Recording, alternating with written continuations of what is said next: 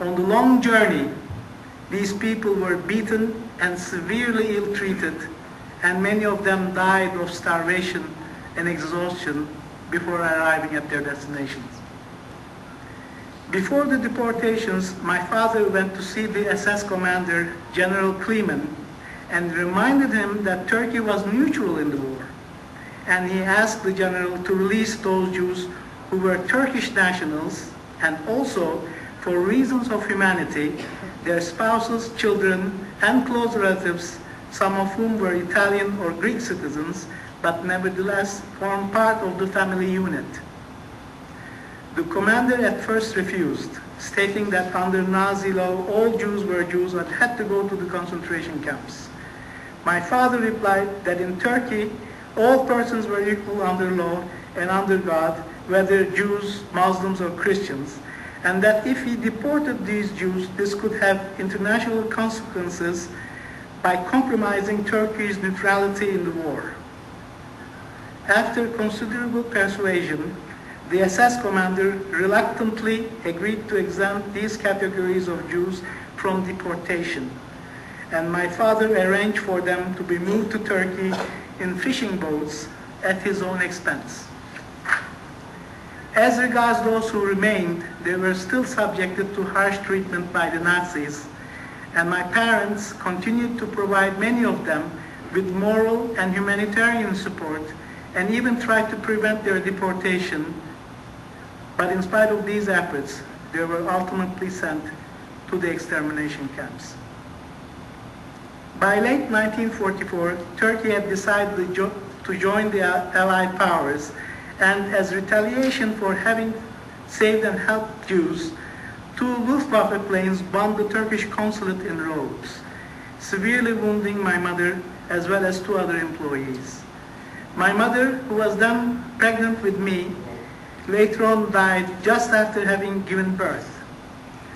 I was a week old then. My father was then deported by the Germans to Piraeus on the occupied mainland of Greece, where he spent the remainder of the war in detention. On learning the news of her daughter's death, my grandmother went into a state of shock and died shortly thereafter under tragic circumstances. During the next 6 months, the Jewish Turks who remained on Rhodes were subjected to constant ill treatment by the Gestapo, but were not deported, presumably because of the disorder which had by then spread throughout the Third Reich during the last days of the war. My father's work has been remembered and honored on numerous occasions worldwide, including the award of the distinguished title of Hasid Umot HaOlam, Righteous Gentile, by Yad Vashem.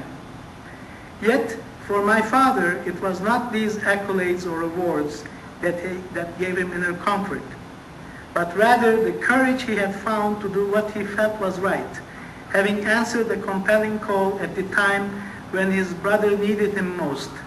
He was his brother's keeper. As I look into this audience of Jews, Christians, Muslims, and others, and when I relate my father's story, I am both awed and inspired. What we have here is a strong answer to what is unfortunately happening only too frequently at the present time. Today, as war, hatred, and religious fundamentalism of all kinds envelop the world, the call for mankind to defend its fellow man becomes louder and stronger. Within this chaotic and often soulless world, there are still many who share the same values of peace, brotherhood, and humanity. And it is our task, yours and mine, to ensure that their voices are heard and fully understood by the silent majority and are not stifled by those who preach hatred and intolerance. May I leave you with one closing thought. We should not limit ourselves to honoring the memory of those persons, of whom there are unfortunately not many, who acted on their own initiative to come to help and rescue of those in mortal danger and distress.